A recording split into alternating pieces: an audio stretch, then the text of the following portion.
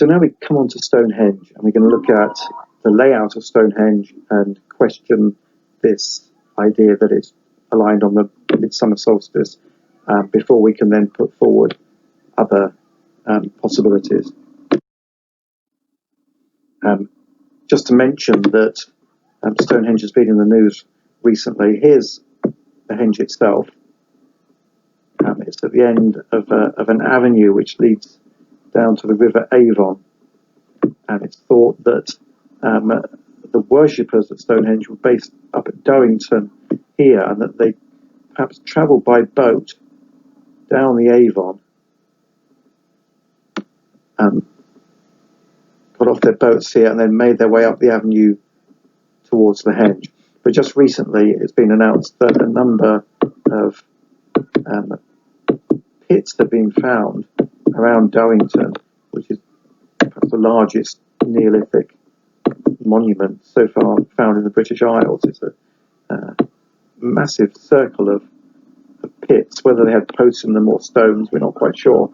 There's still work going on that, but it perhaps delineated a kind of sacred landscape anyway.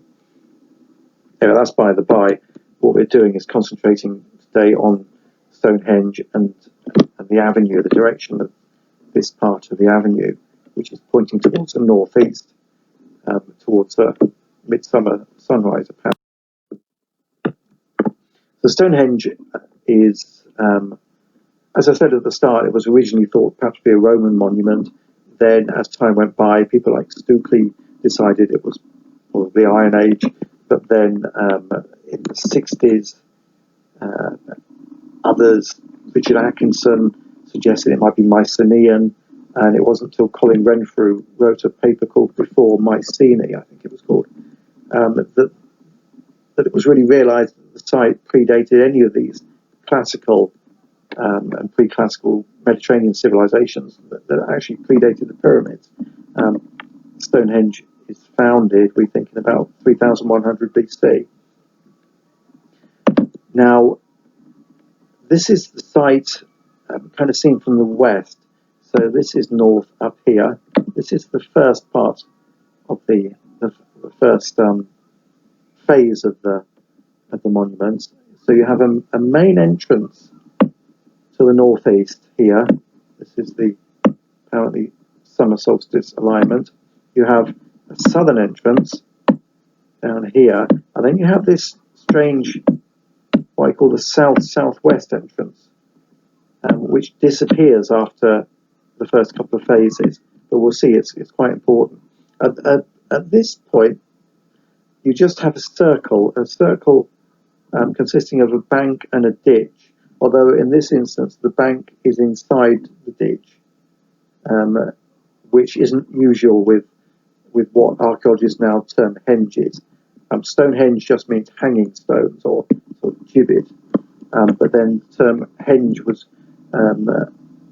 used by archaeologists to describe other circular monuments, but they tend to have a bank outside the ditch. They're not defensive sites. But Stonehenge, even though it's what other henges are named after, technically isn't a henge because the bank is on the inside. But that's just archaeologists confusing the matter. It's still a circular ritual monument. But the first phase, as I said, it's just in the ditch, and a number of holes, 56 holes, which and called Aubrey holes, named after the antiquarian John Aubrey. There's been a lot of debate over what these are for. In the 60s, an author called Gerald Hawkins suggested that they could be used as a calculator to predict eclipses. This is a possible alignment of posts in the Aubrey holes, and Hawkins' suggestion utilizes different stones as markers, which you move around, and when they sort of align, it means there's going to be an eclipse. It does work, but it's complicated, and I think it's overly complicated. I don't know to what extent people in ancient Britain were obsessed with eclipses, because, I mean, how often have you seen an eclipse in your life? Even when you can predict when eclipse is likely to happen, it doesn't necessarily mean it's going to be visible in the sky due to all kinds of factors. So eclipses just don't seem to be of massive importance. So this is again a sense of trying to see the sites as the places of astronomer priests. It's trying to show that the ancient Britons were kind of scientifically minded and as clever as the classical Greeks and Romans.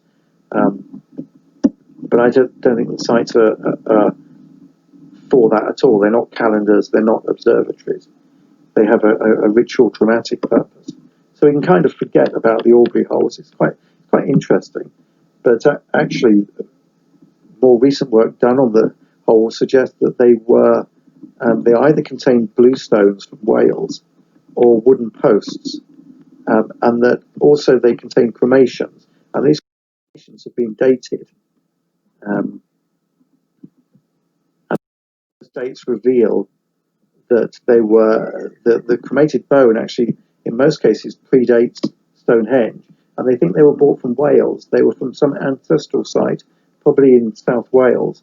And when Stonehenge was built, these ancient cremations were brought into the circle and deposited there. So the first phase of Stonehenge is really a great cemetery, and that's what these Aubrey holes are for.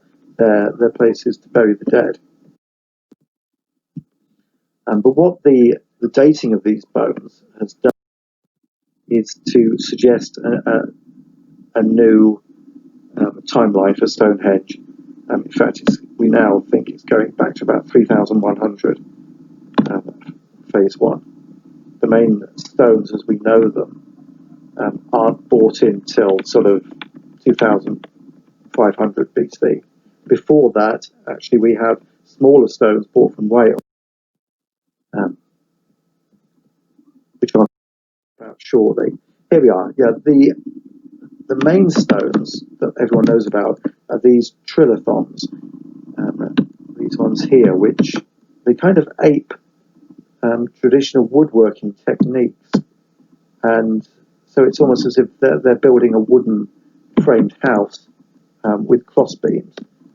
Stonehenge is unique in that respect. But what's important to us at the moment are these stones. I'll colour them blue. These are the smaller stones, which most people don't notice, and they're the so-called blue stones that are brought from Wales. Remember, I talked about the myth of Merlin and how Merlin brought the stones of Stonehenge from Ireland. Well, that may be some dim memory of the bringing of these stones from the Preseli Hills in South Wales, because that's where they come from. You can see it's quite a long journey, probably brought by sea.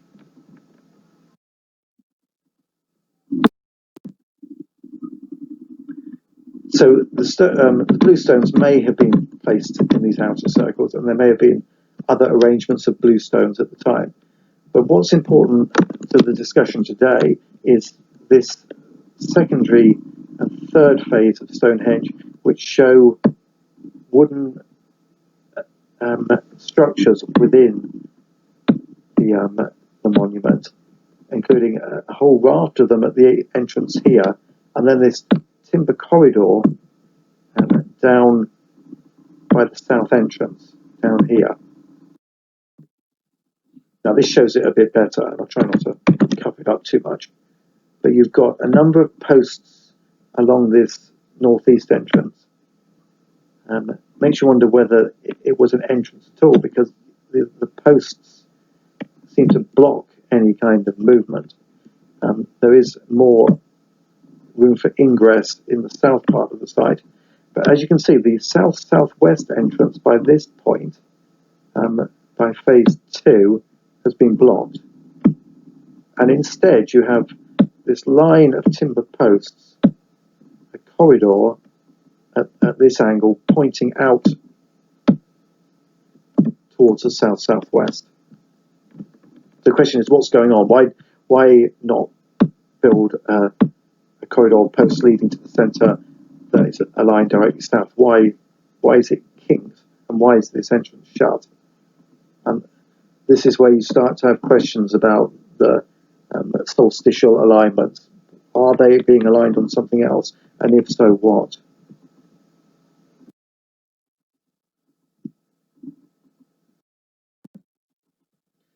So just to go through the slightly later phases, this is the blue stone. The first stones erected at Stonehenge were this blue stone kind of horseshoe shape. And again, this is something that we find in Wales, in the Preseli Hills, where these stones are thought to have been brought from. So this is the arrangement that we think, the initial arrangement. And here is a horseshoe-shaped structure in the Preseli Hills. So it's a Welsh tradition that's been brought in and incorporated into the site, Wiltshire. Here you can see the orientation of the horseshoe is like so, and this is the northeast, so that's the direction of the sunrise at midsummer. Whereas what this alignment seems to suggest is you've got a kind of cove like this, but the open side is that side. So it's looking down towards the southwest, which is the midwinter sunset, like again, like Newgrange, it's a midwinter oriented site. And it also makes sense with all the blocking material that was here, all the posts here, and the stones aligned here. You can imagine you could only probably get a few people in here trying to look towards any midsummer sunrise, whereas you could gather a lot more people in here looking this way with an unimpeded view, or aligned down the avenue looking towards the circle and seeing the sun set into the circle. That, I think, is the dramatic play that's going on here. Think of Callanish. You're not seeing the alignment from in the circle, you're seeing it from south of the circle, and you're seeing the heavenly body appear within the stones. Likewise at Stonehenge, it makes more sense to see that similar sight if you're standing up here somewhere, then you can see the sun sinking into the stones. The idea is not to be within them, but to be seeing them from outside. So here's the usual view of Stonehenge with the posited summer solstice sunrise. And a lot of people have said, well, the reason there's evidence for this sun orientation to the northeast, because this stone here is called the heel stone.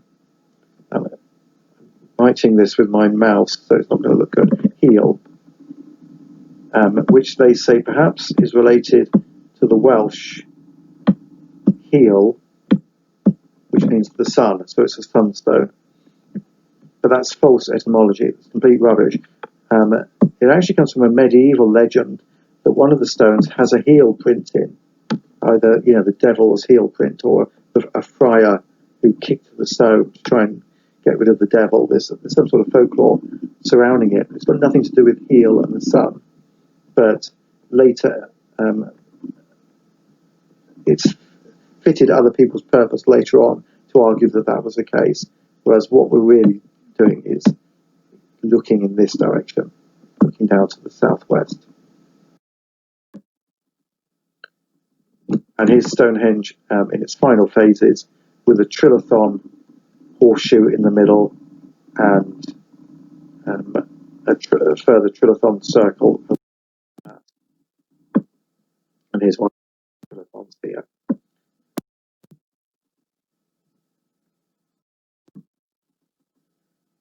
So arguably, everyone gathering around the heel stone at midsummer is there at the wrong date.